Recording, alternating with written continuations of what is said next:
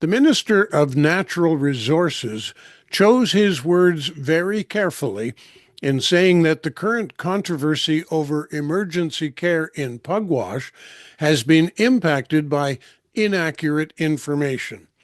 I would rather call it like it is, another attempt by our independent MLA to insert herself into the limelight. Those of us who have come to know her pay very little attention anymore because she is forever trying to muddy the waters with her distortion of truth and democracy.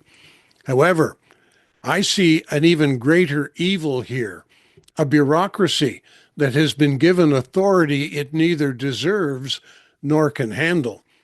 The current upheaval at the Pugwash Hospital falls squarely on a group called Nova Scotia Health.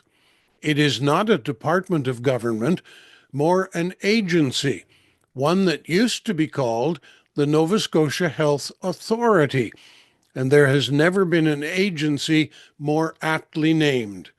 Early on, we could see that the authority took its name seriously, so seriously that they established an air of untouchability.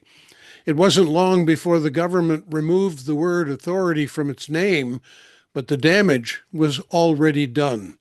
A sense of power transferred by that word authority had already permeated the agency from top to bottom. Established to streamline healthcare with a central decision-making model, the agency grew like an invasive weed.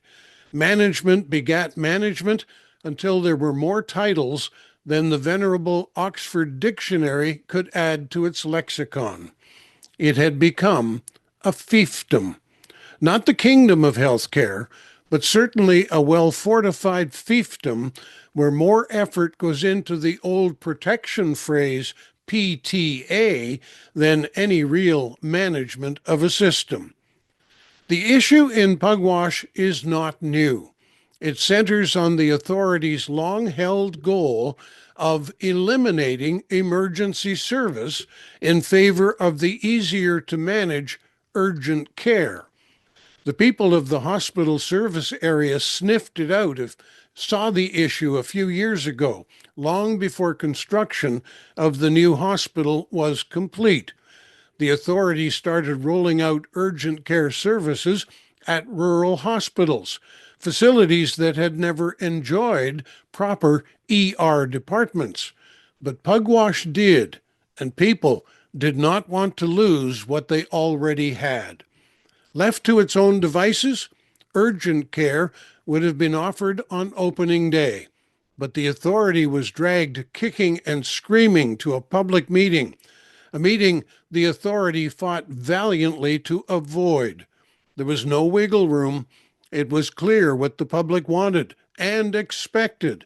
So the authority boldly announced that the new Pugwash Hospital would have an emergency department. Fast forward to this spring, and word gets out that emergency services are once again in jeopardy. And once again, it is Nova Scotia Health negotiating a new financial package that makes it more attractive for doctors to sign on for a multifaceted compensation plan, one that rewards them for joining the urgent care plan. This is not a malevolent government trying to stiff you and your beloved ER. This is a malevolent Nova Scotia Health trying to exert its authority to do what they intended to do a couple of years ago. After all, the multiple managers of the fiefdom know what is best. It has just taken them all this time to manipulate the circumstances. As I said earlier, I don't need to choose my words carefully. I know exactly what to say. This agency has got to go. They have abused their authority and abused our trust. We do not need a Department of Health and a health authority. Premier Tim Houston was right when he first became Premier. One of his first announcements was the firing of the Health Authority's Board of Directors. However, He made a mistake, and he let us down when he stopped there. He should have fired the entire authority before it could establish its fiefdom. At least, that's my view. I'm Bill Martin.